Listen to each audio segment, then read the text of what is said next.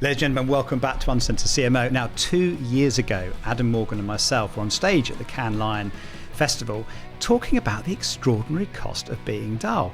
Little did we know that we hit a nerve in the industry by illustrating how much money people waste every single year making advertise that people basically ignore.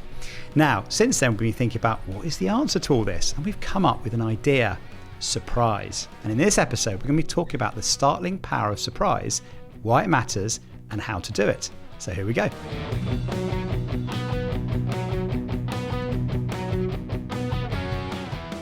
Adam, welcome back to Uncensored CMO. Thank you very much indeed. A returning guest, of course. I know. I think it's my third time. Indeed, Delighted. yes. I should do a Hall of Fame, I think, for the Fantastic. Returning guest. But look, we were on stage, weren't we, in Cannes 2 years ago, presenting The Extraordinary Cost of Being Dull, which, as we know, was inspired by some work you and Peter did, putting a monetary value on dull. And it seemed to go down all right, certainly based on the number of presentations you and I have done in the 2 years since. I never thought in my career that I'd be going around the world telling people how dull they are. And then paying you to do it. Yes, I know. Which is like an extraordinary outcome. It's a great model, I think. It's a great model. Yeah. But as you reflect back on that talk 2 years ago, what were the kind of surprising outcomes? Well, I think one of the things I've been really gratified about is the deep level of interest in it. So, for instance, I'm meeting up with somebody on Thursday who's been replicating this in Canada and exploring kind of the data in Canada. We've got a lot of interest in replicating it across Asia with a couple of partners. I think Australia have been doing some work on it as well. There's some interest in France. So there's a real interest in the substance, which I think is great. But one of the other things I think that's been surprising is it's quite hard to tell, isn't it? When you put something out like this in the world, it's quite hard to know what your audience is making of it. And you and I went to speak to a very nice group of people in a pharmaceutical company in the States last year. And we gave our presentation with passion and energy, as we always do, to this audience who appeared entirely impassive at the end of it. Didn't laugh at any of our jokes. And it was quite funny, I thought they're funny jokes. Didn't laugh at any of it, didn't appear to have any kind of reaction, didn't really follow up in any kind of way, thought that this hadn't landed in the right way at all. And then find out a few months ago that it made a huge impression, and it encouraged them to produce a new, startling, surprising Super Bowl ad that had landed really well. So it's quite hard to tell exactly what ripple effects you're having, isn't it? Yeah. And it was a surprising Super Bowl ad, particularly given how conservative the pharmaceutical industry are as well. That was very surprising. A similar experience, actually, because we also went to a major global restaurant chain down in LA and had a great time there and got a message from one of their, this is a kind of global meeting of their CMOs. And one of them messaged me a few weeks later to say, oh, by the way, I'm setting up my own agency and my mission is to defeat dull. Inspired by a presentation. Fantastic. So even birth creative agencies on a mission to take the insight and run with it, which is great. Well, and I know you're a big fan of the cows statistic that we came up with, and I always love the fact there's an Australian marketer who's picked up that notion that a film of cows for chewing grass for whatever it was 20 seconds beat 50% of the System 1 ads that they tested. She now has this expression, beat the cow. So, something she briefs her agencies with, which sounds a bit weird when you talk about it, but I like that idea of beat the cow as the bar that you're trying to kind of overcome. Well, that was it's your idea, by the way, and thank you for that idea, because I think it was the absolute genius, and it became the image, I think, of the talk, didn't it? Yeah. The picture of cows. And then what was surprising was quite how many ads it beat. So the System 1, we test pretty much most TV ads that air in the UK and the US, and we put that 20-second film into test, and it beat 50% of professionally made, high media spend, global brand advertising. And that was a shock to people, wasn't it? Yes, it was. It was. The other surprising thing, actually, the work that Karen Nelson-Field has done as part of our collaboration, because it is a collaboration, you, me, Karen, Peter, and obviously starting to involve other kind of conversations as well with people like Orlando and Rory, is the work that she did on the cost of dull media really startled me, because I never imagined that media could be dull, and it was her who opened my eyes to that. And the sheer waste from the apparently responsible investment in cheap reach turning out, because it's so dull, to have no impact whatsoever. And that's the bit I find most shocking, actually, in all of it. So it's been a really surprising and shocking journey for me as I've gone on as well. I love Karen's work so much, because as soon as you see it from an attention perspective, it changes everything in terms of how you approach media. And then you combine both insights together, the compounding effect of dull media with dull creative is Yes. just like, well, the compounding effect negatively, but the compounding effect positively, Yes. if you can address high attention media with high attention creative, you get this incredible multiplier effect as well, which, I mean, who can afford not to entertain their audience on the right kind of platforms? No, I agree. And I think Peter and Karen are doing some work on that at the moment, aren't they, on that multiplier, which would be fascinating. That would be fascinating. Yeah. Now, one thing I got slightly hooked on, and I know we've talked about this a lot in our presentation, was a 1972 paper, which I know this is like just before I was born. So I'm like having to go back just before I was born. A guy called Murray S. Davis, and it was fascinating, wasn't it? It was called That's Interesting, and he looked at what makes something interesting. What was the finding in that? Because that's almost the genesis of the idea that we took on, isn't it? It was. So Murray S. Davis was a sociologist, professor, I think at Northwestern in the States, and he looked at what he called the key social theories of the last 100 years in 1971, ranging from sort of Marx and Freud all the way through to Marshall McLuhan and R.D. Laing, and looked at what made them still current and talked about and kind of vibrant in culture. And his conclusion was it wasn't just because they were true or not, it was because they were interesting. And what made them interesting was that they denied key assumptions that we held about the world. So, disgust is repressed desire is not what we thought about the relationship with disgust and desire, for instance. And all the way through, you can see it in the more modern, as it were, marketing theories. You look at Peter and Les's work about, actually, we kind of thought it was all about successful communication, was all about getting the message right. It's actually about emotion, right? Well, okay, wow, that challenges my assumptions. How brands grow, if you want loyalty by a dog, that challenged our assumptions about it. So you can see that even flowing through now. And so that notion that actually surprise isn't just about a narrative twist, it's about challenging assumptions in a more fundamental way, I think was the birth in many ways for this project that you and I have been doing on surprise. And I did love, we used it in an example, didn't we, the orange ad from the Women's Euros a couple of years ago. Yeah. Such a clever example. It's one of the most surprising ads on the System 1 database, because what they did is they created this incredible film, I think it's about 2 minutes long, and you think you're watching the French men's team score the most incredible goals. Yep. The crowd are going wild, the commentators are falling over themselves, it's just spectacular goal after spectacular goal. And then halfway through, they do this kind of rewind effect. And what they show you with CGI is that you had been watching the women's team, they just superimposed the men's faces onto the women, or the men's head onto the women. And then suddenly that's the rug pull. And you see it in the graph on the System 1 chart. Suddenly you get this happiness as everyone's celebrating the goals, and it's replaced with this incredible level of surprise as people realise that actually the assumption you're denying is women's football is not as good as men's. Yes. That's not true. They proved in the most dramatic fashion on the most, on the biggest stage possible. And that there was a strategic problem that was addressing, which was French media channels weren't showing enough women's football because people didn't respect it in the same kind of way. Absolutely. So surprise as a strategic solution to a problem is such a fundamental idea for us, I think. It is. So this brings us nicely on to Cannes this year. Yes. And this episode's going out just after we do our talk, so good timing. Why are we on stage talking about surprise? We're on stage talking about surprise, in part because it's a continuation of this particular project. And by the way, we should possibly also talk about your Confessions of Dull bit as part of this at some point, because I think that sense about why are people, in spite of all their good intentions, allowing themselves to be dull. I think it's in part because they've not entirely understood some of the key levers at their disposal to stop themselves being dull. And I think our view is, isn't it, from all the research we've done, is that marketers are getting surprise all wrong. They're thinking of surprise as an entertaining narrative twist, often in a commercial of some kind, or as some sort of something in experience about a little thing, surprise and delight, a little free packet of biscuits, something you're going to get. But essentially, it's something you leave to the experience creator or the creative director. They're not thinking of it as a key strategic tool in their armory to fundamentally change the way that we think about their brand or their category. And that's, I think, what we're trying to put right. Yeah. Now, what I love about the way you come at these questions is you don't just think like a marketer, do you?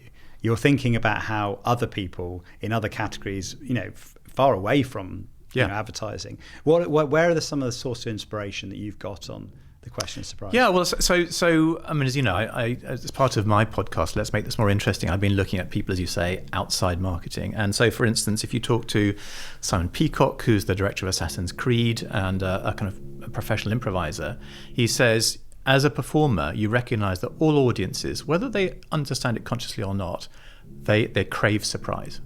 Interesting word, crave surprise.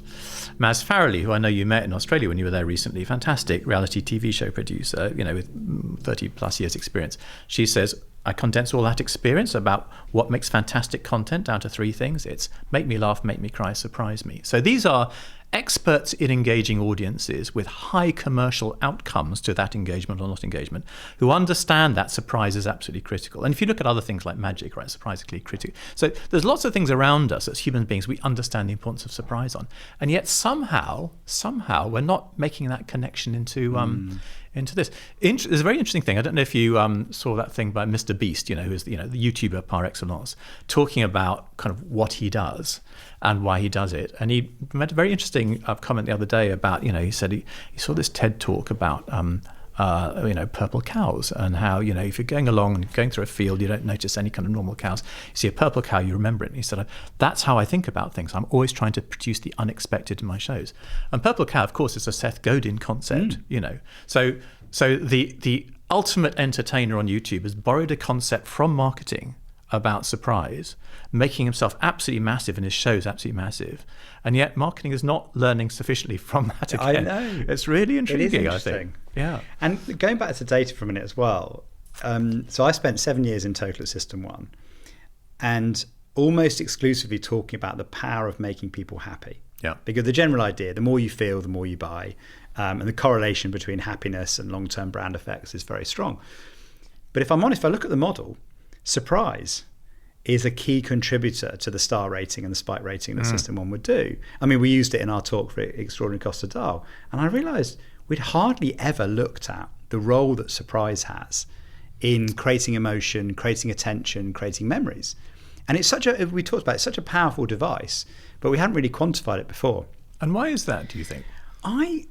It's probably I think going back to your Les and Peter point, landing emotion as the way people make decisions rather than rational thought is a big insight. That's that's denying a key assumption. Yeah. And System 1 was, even the name was built on using System 1 over System 2, which is the Daniel Kahneman idea, isn't it? All about how emotion drives behavior. Yeah. And the biggest single emotion that delivers that was happiness, how you feel at the end of an experience. You feel happiness. And so we got fixated, rightly so, I think, at the time, on that bit of the equation. But all along, surprise accounts for around 11% of all emotions captured over hundreds of thousands of tests. So it has a really big role to play, and a positive role to play as well, in both short and long-term effects. So I think that's why I was so keen to do this. And let me just throw a couple of extra data points in as well, because Orlando provided some data that he had done with YouTube using Lumen. So they were looking at the ability for different features in advertising to capture your attention, create emotion. The device that caught attention the most, as he described it, was something out of the ordinary. Yeah, that's surprise. Yep. That's a type of surprise, isn't it? Yep. Now, if you go from TV, this is YouTube. You go from YouTube to TikTok as well. There's a new bit of research coming out around Cannes as well. The Creative Effectiveness Playbook. That's with WPP, TikTok, and System 1. Brand new bit of research that also has something out of the ordinary. What it found is not only did it hold attention and emotion, but had by far the biggest impact on recall and memory after exposure. So it seems to be, from different data points, we're getting the power to capture attention and create emotion, but also to be remembered, which kind of figures, right? We remember the things that we felt something in response to. So some good data there. In support of this. And I think one of the things I like about that is it kind of fits, on the one hand you've got the kind of the neuroscience, and now we're fitting the marketing science to it. So, you and I have both spoken to Rory about this. Rory makes the point that our brains are prediction engines effectively, and that we are, constantly trying to have a predictive model of the world. And so when something unpredicted happens, we remember, A, it focuses our attention, B, we remember it more because that's how we kind of survive. And there's lots of science around that, the fact that surprise has the ability to have a multiplier effect on emotion by up to 400%. The fact that when an unpredicted event happens, we get it's a chemical called noradrenaline that spikes in our brain that imprints on our memory. And what I love about it is that we can now sort of marry that neuroscience to the work that's coming out with your System 1 stuff and say, actually, it's not like something strange is happening, or something exciting is happening out there, but it's not replicated in the marketing science. These two things fit really closely together. We can't ignore this anymore. There's a fascinating insight, though, isn't there? When you say, Rory is on the money with this in terms of our brains are prediction engines.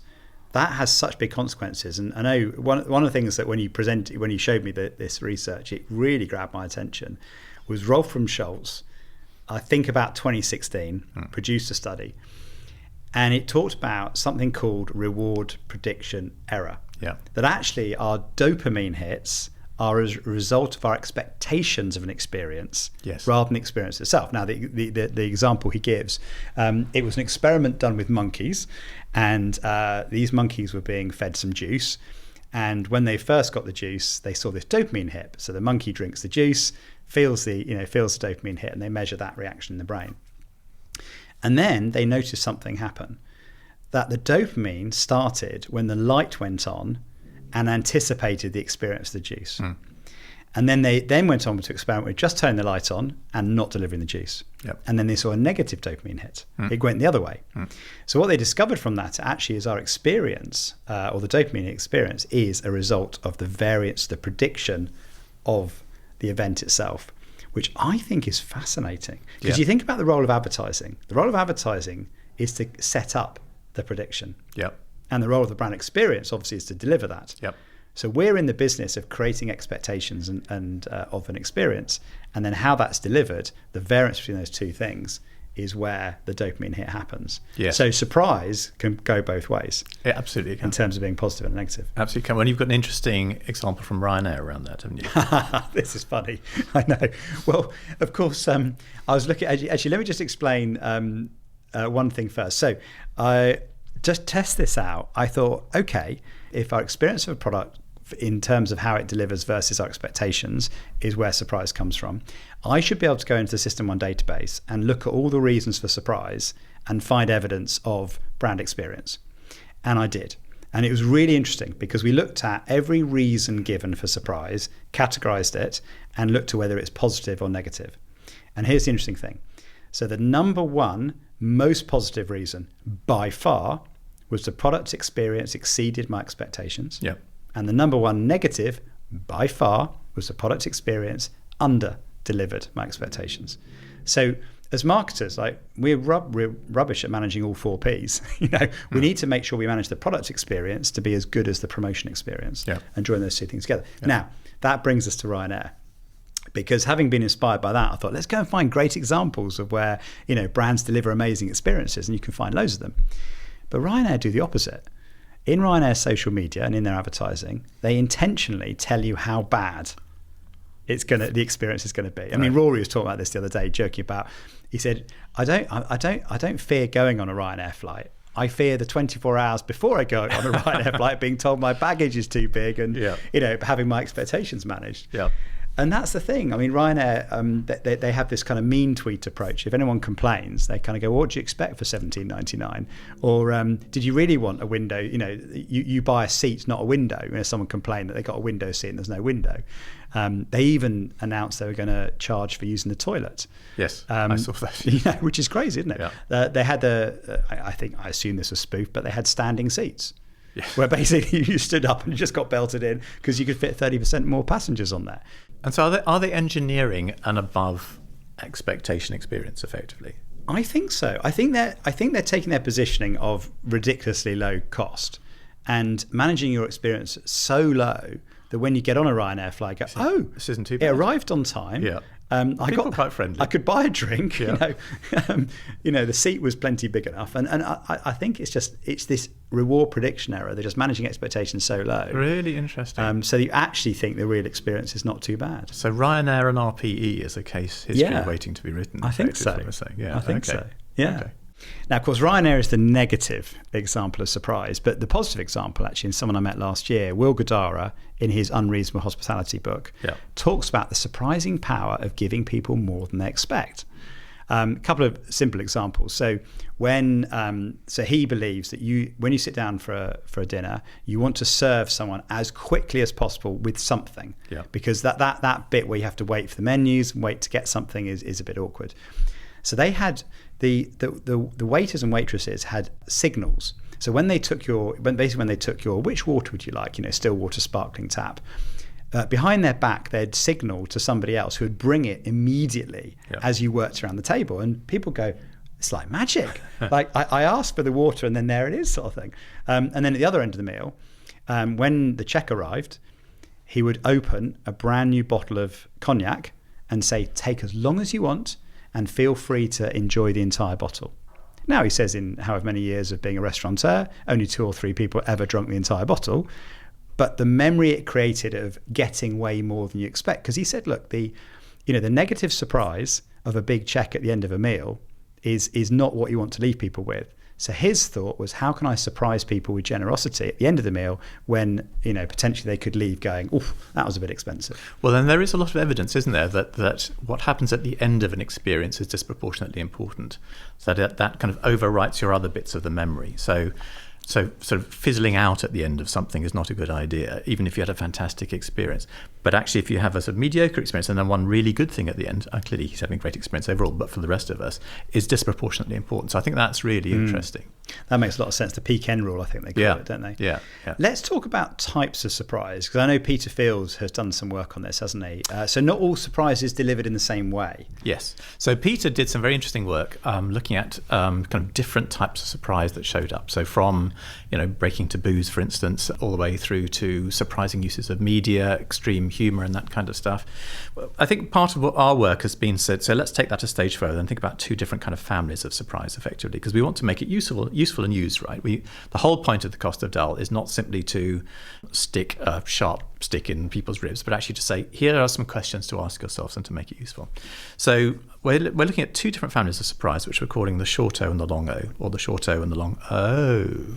Maybe. I think that was your idea, wasn't it? So the short O are kind of surprises that are kind of narrative surprises, or surprises in the way kind of a brand sort of shows up, that don't change the way that we think about them particularly, but grab our attention, imprint that experience on our memory, just kind of gives us a higher sort of share of mind about them. The long O is actually to do with surprises that really change our perception of the category, the brand, the possibility of the category for us. So let's just look at each of those briefly, right? So a couple of examples of the short O. So the short O might be sort of factual surprise. Oh, I didn't know that. I mean, you first talked about this. So your guest on Chili's the other day, right? He talks about the fact that Chili's sells more margaritas than anybody else in the US. They sell 25 million margaritas a year. Oh, that's kind of interesting. I mean, it doesn't completely change my relationship with Chili's, but it's kind of okay. I just think about them in a slightly different way. And journalists are really good about this as well. So if I said to you, do you regard yourself as being very wealthy? What would your answer be? Medium. I'd put myself in the middle of the. There you go. But as you know, Elon Musk has become the world's first trillionaire. So when a journalist says to us, actually, you, John, are closer to wealth, closer in wealth to Bill Gates than he is to Elon Musk. It's just a kind of surprising fact. You go, oh, okay. I don't know if I felt better or worse about how do I feel sorry for Bill Gates now? Poor guy. He's practically broke. But that's just kind of a short O. So it just kind of wakes me up a little bit. But I mean, short O's obviously in sort of the way that advertising works, kind of narrative twists. It's interesting to see how that works with things like, so my dentist, for instance, my dentist is a comedian. Who knew? My dentist says things like, you don't have to floss all your teeth, Adam, only the ones you want to keep.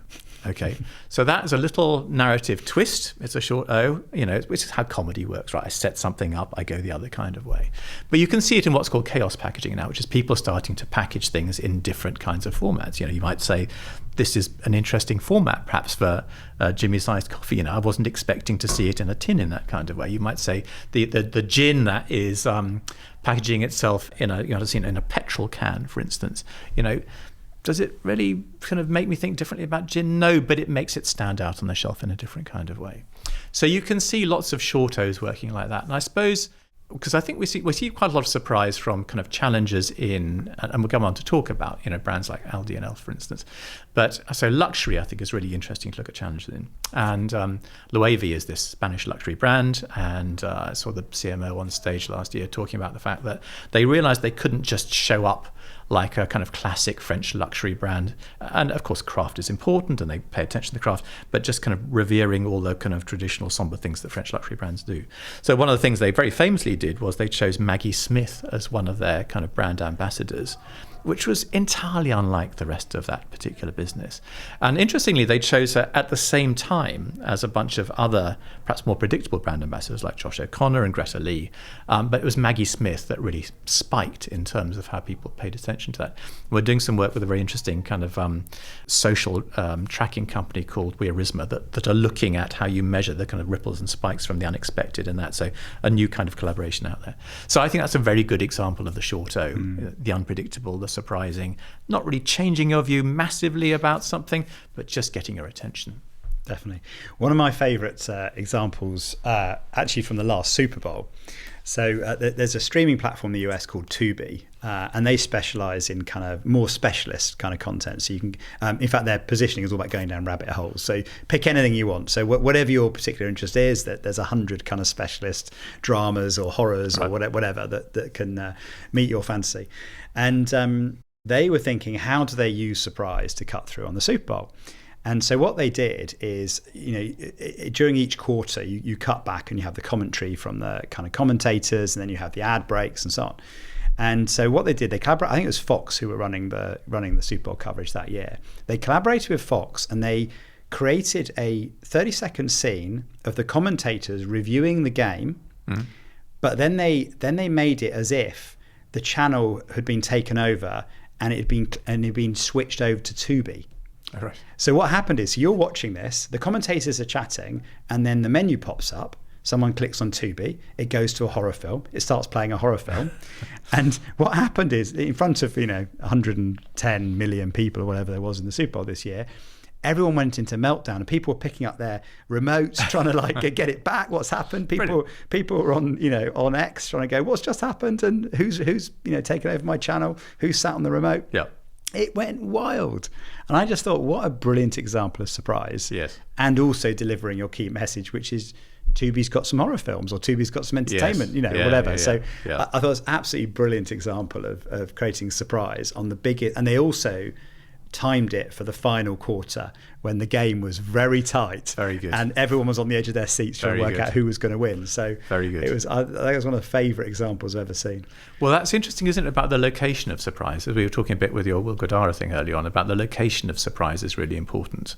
Perhaps we'll come on and talk a bit about that later on. I think that's fascinating, which is, again, it's this thing about being strategic about not simply what the surprise is and why you're using it, but where it shows up and how it changes your perception about the other things around it, I think.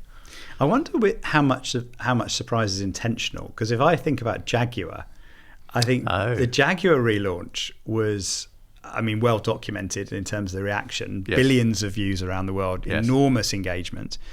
And I think it denied people's assumptions of Jaguar, because people had an assumption of Jaguar as being, an older man's car, kind of like history, heritage, a certain driving experience, a certain look and feel, a certain aesthetic. And they launched something very futuristic in pastel pink in Miami. So they challenged our assumptions as to what a car launch should look. Well, what a car launch from Jaguar should look like. Yeah. And that got huge attention. Yes. But both positive and negative, probably more negative than positive, in fact. But surprise probably was the thing that got people engaged. Well, that was interesting, wasn't it? Because it wasn't resolved as surprise. It opened up a new possibility that was going to be resolved at some point in the future. Well, and recently now, right? You've been in part of that kind of resolution and seen it. And maybe that was the thing that made people uncomfortable, which was it was an unresolved surprise in that kind of way. But they needed to leave it open because they needed to make us open to what they could do. Yeah, exactly.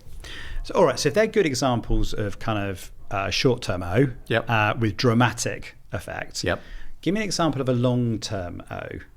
Yeah, so I think there are two. Let's just focus on two examples of the long-term O, and this really is the O. I hadn't thought about it like that really. So there's two. So one is, I think, I hadn't expected you to do that, or I hadn't expected you to do that for me, or allow me to do that. So you look at, everybody's constantly being surprised about AI. You wouldn't believe what AI allowed me to do, right? That is the long O around AI. But I think, for instance, you look at HSBC and what they did a few years ago, and they did their program Banking the Homeless. I was talking to Becky Moffat, who's the UK CMO, about that, and saying that actually that did more to change consideration for and the relationship with HSBC than a lot of the advertising that they'd been doing. Because, she says, there's this very sort of negative media narrative about big banks in the UK. They don't expect them to do things that are selfless. Here they are doing something that's genuinely, why would they get any commercial thing out of that? They're just doing it as a good thing. That in itself, I think, was a kind of a long, okay, fantastic. A bank does that. That's great. And then I think the other one that I really like is kind of, I hadn't thought about it like that. I think, sort of the thing that Specsavers did around hearing aids in Valentine's Day, which was, they showed this very sort of sensual ad that was talked about, a relationship aid, and you think it's going to be some kind of sex toy, and it turns out to be a hearing aid, based on a real insight that, of course, actually one of the things that goes with hearing loss is the relationship, because that sort of intimacy disappears. It was just a really great way to reframe a source of embarrassment, I think, in a really interesting way. And then, of course, there are companies that use surprise consistently, like Aldi and like Elf, and you've done a lot of work with Corey and Elf, obviously, who do that much more systematically. And perhaps we'd discuss that in a minute in some kind of way. But I think that's really interesting what they're doing. It is. Aldi have been tremendously successful. I know particularly in the UK market, by challenging our assumptions on the quality of what they sell. And I think they've been brilliant. I mean, champagne is a good example, isn't it? They seem to double down on exceptionally good, award-winning champagne, $11.99, which is probably about half the price you'd get something anywhere else. So that's a really good example of where they thought about products, haven't they? And how can they deliver? How can they challenge your perception that Aldi low price means low quality? And in fact, one of their as well, that people assume that talking about price is not emotive, but actually the Like Brands campaign they started that with 10 years ago is 5-star on System 1. Is it? Yeah, so they show you a premium, expensive, branded, and then the old lady reveals it, and behind there's the Aldi one that's about a quarter of the price. I like this, but this is better, sort of thing. But it's I like this as much, but it's only 39p or whatever. And that was a 5-star ad. So that it used surprise. I wasn't expecting it to have a cheaper product behind that's just as good. Well, I had a very interesting conversation with Kirsten Halley, who until recently was the CMO of Aldi, about what they did and how they approached it. And one of the things I asked her was, so what's the secret for a marketer in using surprise? And she gave me a gratifyingly surprising answer, because her answer to what's the most important thing, how a marketer uses surprise, was rigor and discipline. Which is not what you expect to hear, right? You think it's going to be about have a great creative kind of thing, all that kind of stuff. Because her point was, if you are going to match Waitrose on the quality of mince pies at Christmas, which is going to be surprising for half the price, if you are going to produce lobster tails for £5.99 and therefore make people think, Aldi's not just for the basics, it's for the special stuff as well. These are big, strategic shifts you are trying to kind of create. Even frankly, if you are going to offer, scuba scooters and kayaks in your centre aisle on Thursdays or Sundays, that takes a lot of rigor and discipline. It takes the different departments working well together. You have to plan it a long time out in advance. If you're going to produce a mince pie that matches Waitrose for half the price, you've got to kind of engine. It takes you quite a long time to kind of construct that. It's a really deliberate, long-term strategic play. And she said, you need to do it consistently, because you can do lots of them. Some will work and some won't work, and you just keep going. So it's really interesting, I think. And clearly, you and I both love challenges. And I think the interesting thing for challenges and surprise is they don't have the budgets to be boring, right? To quote one of your previous guests, right? So you've got to do something. They're using surprise very systematically and baking it into what they do as a key part of their strategic intent and execution. And going back to reward prediction error, so what that demonstrates is once you've had the surprise about what you're getting, it's now built into your expectation. And that's what the experiment showed, is that basically when you repeat the surprise, it has lower and lower effects. So from Kirsten's point of view, you need to build a system that can create more surprises, that continually challenge your assumptions about, in this case, Aldi and value. Yes, I agree. Rather than do it as a one-off. I used to work on the jeweler Harry Winston. Right? Did you come across Harry Winston? No. Harry Winston, so big jeweler in the US. He was a very famous guy. He was name-checked, actually, by Marilyn Monroe in the song Diamonds Are a Girl's Best Friend. And he's no longer with us, sadly. He loved really big diamonds. And he used to carry them around in his pockets, actually. He's rather sorry when he sold them. And there's a great story about Harry Winston, how there's a wealthy woman who's come in, Mrs. Byfield, Vala Byfield. She's married to a wealthy American hotelier. And she's going to try one of his rings that he's been making for her. And she comes in, and it's a square cut diamond ring. And he puts it on her finger, Harry Winston, and he sees her gasp, because she's horrified at the size of it. And he's realized that she's intimidated by how big the ring is. And he says to her, I love this, he says, "Don't worry, Mrs. Byfield, you'll find it gets smaller the longer you wear it." And that's exactly about the degradation of reward, right, effectively, which is you can't just go on doing the same kind of surprise in the same kind of way, particularly as a challenger. You've constantly got to cap it. And that goes back again to our point about recognizing that that's happening. I think one of the reasons that challengers flare very brightly for a while and then fade and die is because the initial surprise they were launched on, they fail to either repeat or cap, and they try and ride that all the way to the beach, and that's just not going to work, right? You've got to keep doing it and building it in and re-surprising in new and fresh ways. Yeah, you're right. And all the best challengers, if you take Liquid Death or Elf, they're constantly coming up with new, and different, surprising ways to deliver surprise. Or Tony's, like they talk about, their impact on the supply chain in their financial report. Yes. And you go, I wasn't expecting to read about modern slavery in the supply chain. Yes. In the bit about margins. Yes. In the financial report. Exactly. Yeah. And I think there have come to be some quite cliched places to do surprises, like collaborations have become a quite obvious way to do surprises that aren't really intrinsic to the brand. LTOs, quite obvious places to do surprises. But actually baking the surprise into more of the kind of fundamental elements of how the brand shows up, I think is a key part of what we're trying to talk about at Camp. Yeah, talking about collabs, I don't know if you saw, do you see the Crayola and Camelback water bottle? No, I didn't. LinkedIn went into meltdown last week. So Camelback launched a Crayola kind of designed water bottle. So it literally is the colour, design and the lid. It brilliantly replicates Crayola. Fantastic. And it was great because it would have cost not a lot, a bit of capital to design it, but basically it's leveraging the surprise of seeing the crayon that we all grew up playing with in the context of a water bottle. That the surprise of just seeing that, it did all the heavy lifting. You didn't need any copy, didn't need any promotion. Just seeing that was like, oh, I wasn't expecting that. Brilliantly done. And I just thought, what an easy way to get two brands to collaborate to bring surprise for mutual benefit. And Crayola showing up in an adult environment in an adult world. Yeah. And I can imagine the amount of kids that must go to school with a backpack and a water bottle inside, and now they've got the Crayola one. I mean, it's going to be it's their brand campaign done for the next 5 years. I would have thought. Very cool. Very cool. So that's a really good one. Now, we've talked about how surprise might degrade over time. Is there also a conversation to be had on the right balance of surprise? Because I think you can shock people on the one hand, or you can pleasantly surprise people on the other. Is there kind of a perfect balance of surprise? Well, if you talk to experienced designers, so Heather McGill, for instance, who was the head of Spectator Experience for London 2012, has also designed a kind of very successful Harry Potter kind of global experience. She's done expos. She talks about the fact that when you surprise, you've got to kind of really surprise. So she talks about this thing called the third spider drop, which is when you go into the Harry Potter Forbidden Forest, there's this whole kind of spider scene, there's a spider drop, you go, oh, a second one comes down, you go, oh, okay, right, And then she said, but it's the third one comes right down to just above your head, because we're so used to our audience's expectations. As on the one hand, you have to have the third spider drop rather than just the second or the first one. On the other hand, she said, the lulls are as important as the spider drops. You can't have a constant bunch of surprise. You've got to manage it. And actually, your stuff on System 1 kind of reinforces that, doesn't it? Which is there's a kind of a balance to be struck here.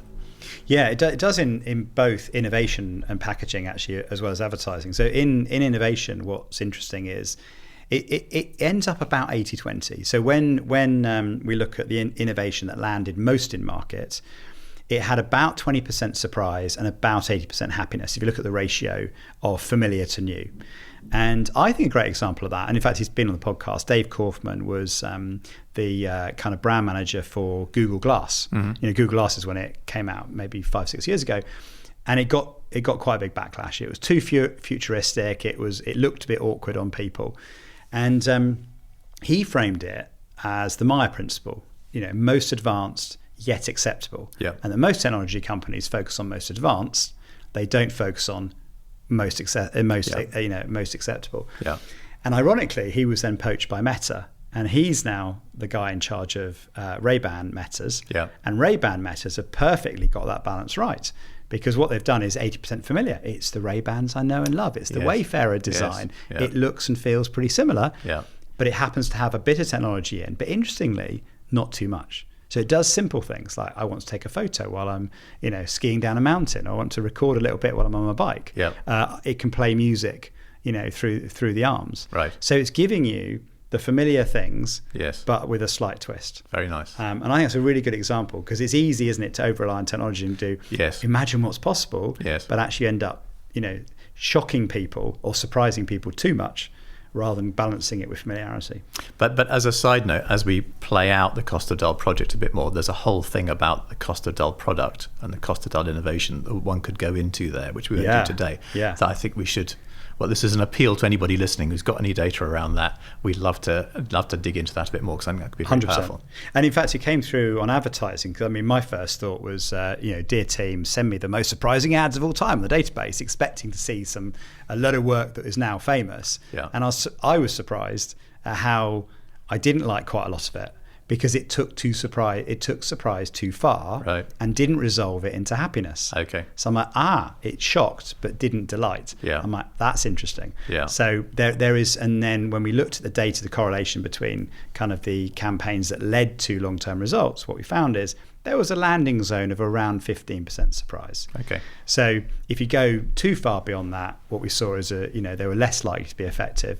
Don't create enough surprise, and not at all. So again, using surprise, it's not the end in itself, it's a means to create the end, and the end should be leaving everyone feeling happy about what you've just served them up. Yeah, I think, yes, it's interesting. I think there are certain situations where shock might be necessary, a bit like your Jaguar kind of story. And certainly Lucinda Barlow talks about the fact if you're trying to really change ingrained habits for Uber in, I don't know, New Delhi, for instance, you do have to kind of shock them out of those.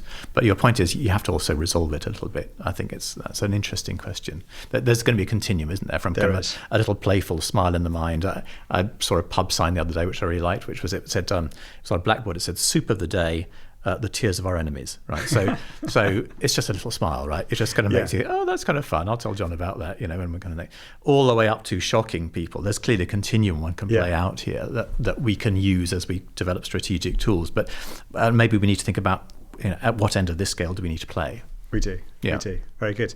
Well, when this goes out, we'll have delivered our Cannes talk. Yes. So listeners either have been a big success or not, who knows? Or a surprising failure. Or a surprising failure. Yep. Whether our surprises on stage worked or didn't were yet to be determined. So we'll have to do an update on that. But Adam, thank you. It's been so good to do this journey with you, I have to say. It's I've loved it. A pleasant surprise. Well, it's taken us to some unexpected places, I think. It has. And that's every good journey should do that, right? Enjoyed it. It's a great topic. I've absolutely loved it.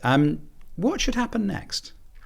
Well, clearly, as with the spirit of the cost of dull, we want to get this out there. We want to help people make interventions within their business, in their company. We want them to help themselves stop being so dull. We'd love to talk to as many audiences and as big an audiences as we can about it, really, I think. Don't we? We'll take it on the road. Absolutely, yeah. Cost of dull has taken us far and wide to all sorts of places. And it's been fascinating, actually. I found the types of organisations that invited us in to talk. And it's almost as if people wanted to have a mirror put up to their industry and to be reminded of how dull they are, because they understood the journey they have to go on. And actually this was a surprising way of getting the organisation to rally behind the cause of not being dull. And I hope the same thing happens with surprise. Yeah, and I think we are developing specific tools around that we can share in as we talk more over the next kind of 18 months or so. So there will be more to come. Amazing. Adam, thank you. As always, an absolute pleasure. Loved it. Thank you. So I hope you enjoyed that episode of Uncensored CMO as much as I enjoyed making it. Now, by the way, I've got a new newsletter. So if you'd like to get my thoughts on the one thing that I take out from each episode every week, then do subscribe to the One Thing newsletter. I'd really appreciate it. Also, I have another podcast. Just launched Uncensored Renegades with the fabulous Corey Marchesotto. She is one of the world's best CMOs. She's an absolute rock star. Every week we pick one topic, spend 20 minutes trying to fix it. So check out that. It's in your feed, Uncensored Renegades. And finally, I want to give a huge thank you to my sponsor, System One. They generously provide so much support for this podcast. It would not happen without them. So big thanks and lots of love to System One. I'll see you next time.